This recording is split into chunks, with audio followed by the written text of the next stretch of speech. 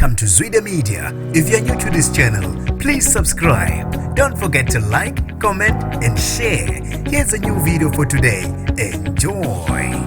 Ugwetshwe iminyaka emihlanu ebadla ejele owesilisa oneminyaka engu-24 wayesiza abatapi ukuthutha impahla yabo ngesikhathi sezibhelu. Nginibingelele ngiphinde nginamukele kuphina kuphi lanibela khona le video. Mangiqala usijonele elikhasi wamulekele igama lami ngosibonga konke wakandwanda mothanda ungangibiza intatheli ka-YouTube. Ukalelwe ngamasongo kasigonyela wagwetshwa iminyaka emihlanu ebadla ejele owesilisa oneminyaka engu-24 Ulungelo Ntenga owayesiza abantu ababedabha ngesikhathi sezibhelu.